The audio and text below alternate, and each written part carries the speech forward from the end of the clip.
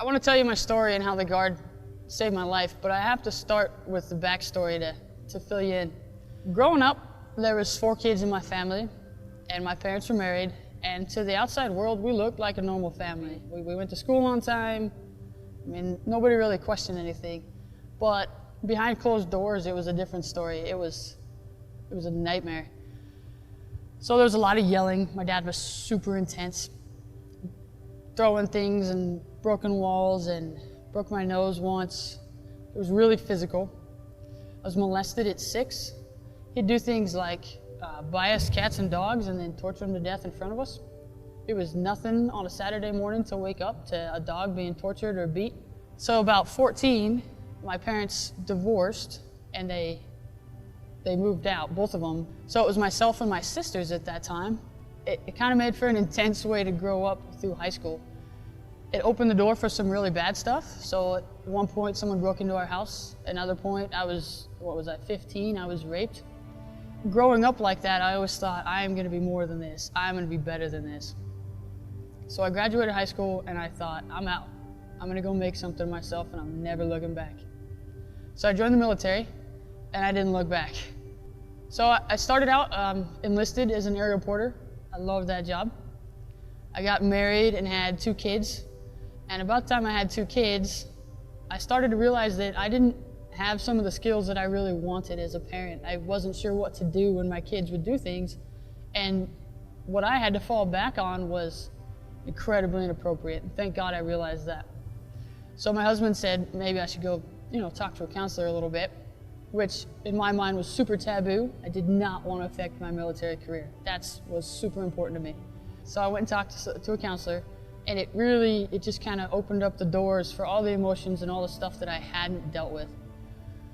But I also at that time had been picked up for a fly-in position, so I had to go to flight school. So I stopped counseling, I turned it all off, and I went to training. Once you start talking about that, you really have to process it, or you can't just put it back away. It doesn't go away. I got through, I rocked flight school, followed on to SEER school, came home. And when I got home, I noticed that something along the way in my training had been an incredible trigger for me. I remember getting home and I picked up my kids, I picked up my daughter, and I just felt nothing. I was just void. And it was the same way with my son, to the point where I sat down, I hadn't seen him in 3 weeks, and they actually moved away from me on the couch. And I'd like to tell you that was heartbreaking, but I really felt nothing at that. But I realized that's not the mom I wanted to be. It's not how I wanted them to grow up. So I thought, I'll be fine. It'll go away. I dealt with it before.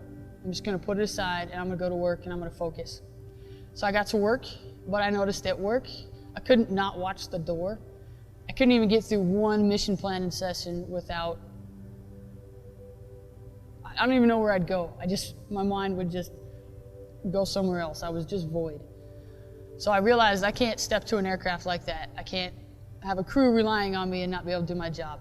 So I took myself off fly status and I went to see the DPH.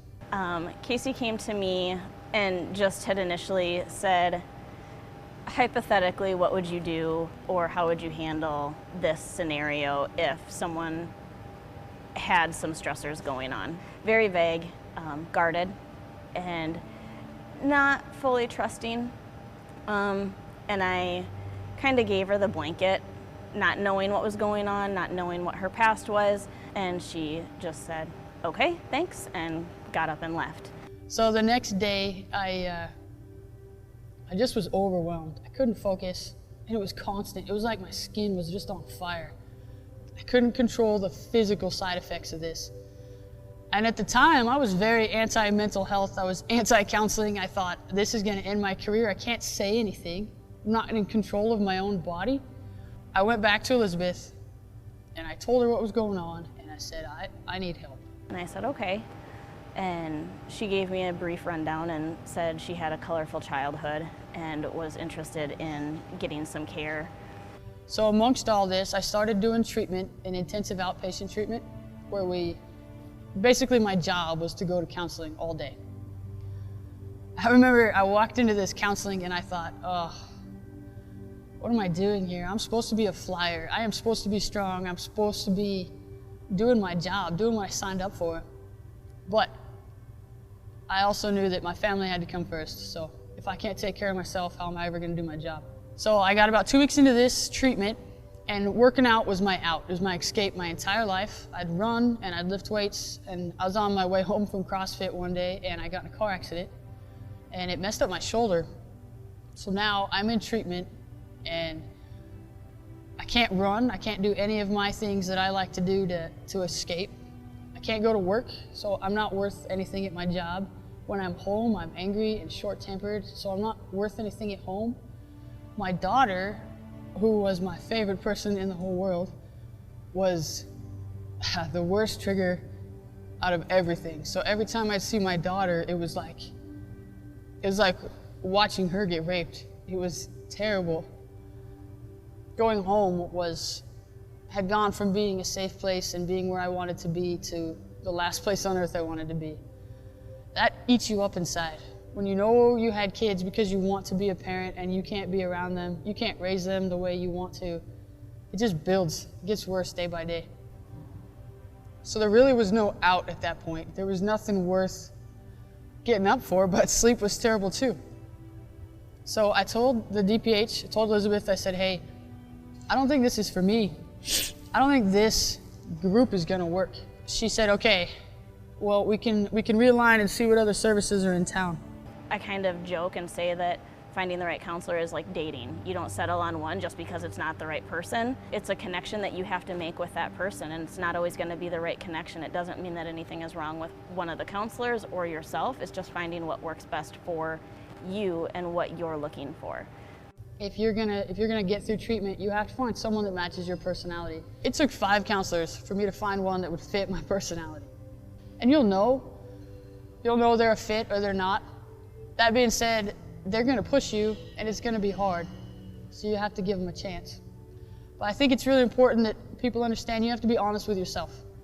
You have to be honest with where you're at and what you're going through, and you have to be honest with the counselor. If you can't do that, they can't help you. So I did about 4 months of treatment and I was back to working. So I'd do treatment off and on throughout the week and then I'd work. And while I was at work one day, someone came in and they were just super intense. And looking back now, I can tell you that their posture and their tone of voice and what I was dealing with at the time, they were just a trigger for me. But at the time, I didn't see that. So that day, I just struggled to get through the day. It was everything I could to not cry. So I pressed through the day the best I could. And at the end of the day, I just went to my truck and sobbed. I was just done. So I'm sitting in my car crying and I hear a knock on the window and I thought, great. Out of all the people in the world, it's the squadron commander. So he tries to get me to tell him what's going on and why I'm sitting out here crying. And I brushed him off the best I could. And eventually he left, but he didn't go far. He went and got Colonel DeLynn. Colonel Green and myself took Lieutenant Ross into the wing conference room and we sat down and we opened up a dialogue and basically started getting a story that we'd never heard before. And we started getting an idea of what was going on inside the heart of this person, inside the soul of this individual that was causing a lot of pain. So here I am, a new lieutenant, not flying because I'm going through mental health treatment, but doing everything I can to show that I'm still worth something, to show that I still have some value to the unit. And I'm sitting in front of my 2 commanders who are telling me, hey, we got your back. We're gonna be here for you. And I thought, yeah, right, there's no way. So I told them both the backstory. They were the first person I actually ever told the full story to. And I thought, this is gonna be the end of my career, this is it. But it wasn't. Both of them were super supportive.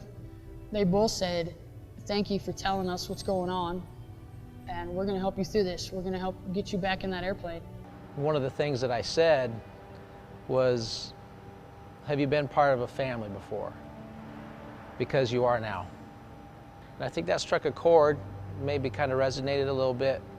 The realization that there might be some truth to it, some hesitancy to accept that that was true, but a willingness to investigate and see if it was. I actually started getting a little bit worse every day was just torment. It was physical torment because the side effects of the PTSD, it was awful. I just got to a place where I didn't have any hope. I was just done. I didn't want to tell anybody that it wasn't working. So rather than tell anybody, I got to my breaking point. So I went home that night with the intent of suicide.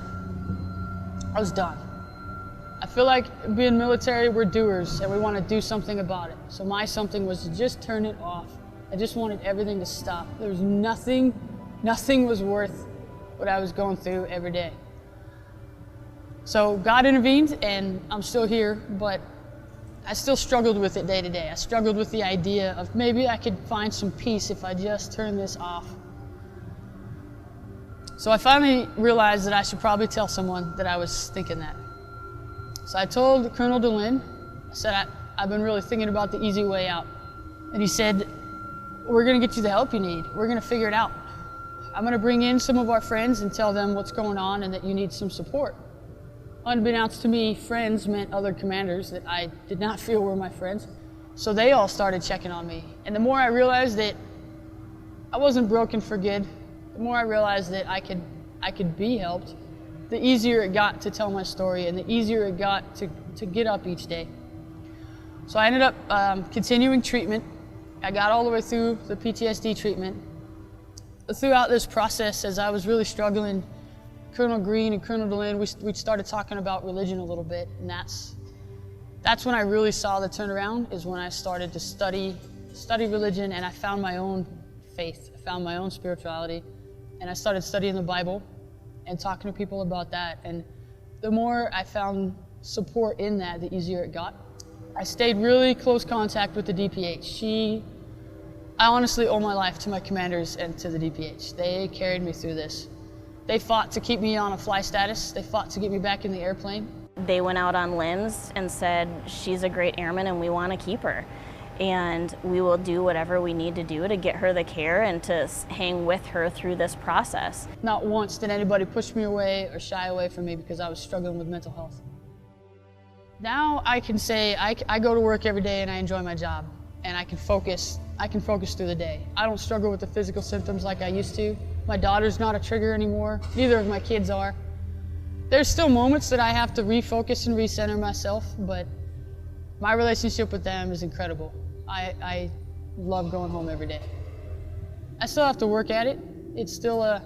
I still journal and run, and I feel like it's just like working out. You have to work out to stay in shape, but you have to maintain your mental health too.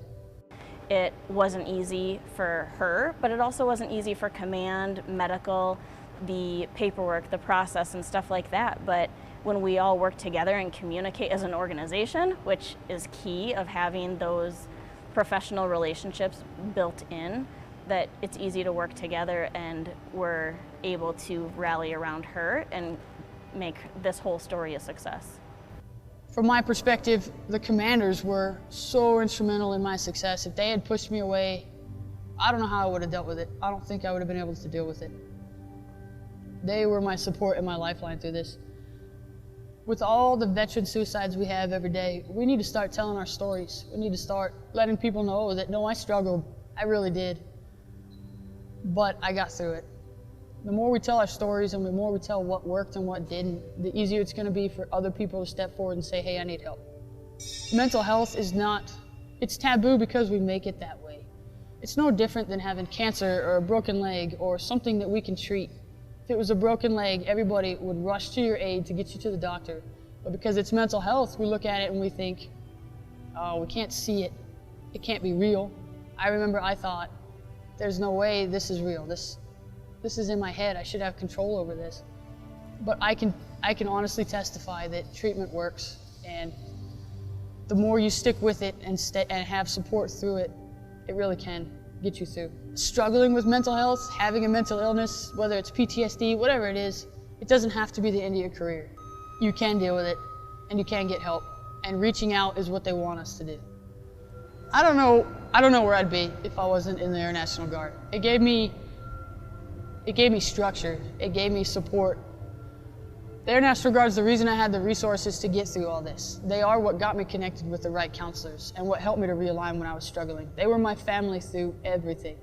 And I think over the course of the next year, we were able to prove that we were indeed a family here that goes beyond the mission, but it's because of the close ties of the family that the mission has been so successful. Don't compare what you're struggling with to anybody else. Whatever you're dealing with, whatever that is to you, that's your struggle, and how that affects you, it's not gonna be the same as anyone else. So say something. Go get help before it becomes too big. If you're going through a divorce, if you're going through financial hardships, there's resources out there to support you through that. So reach out, that's why they're there.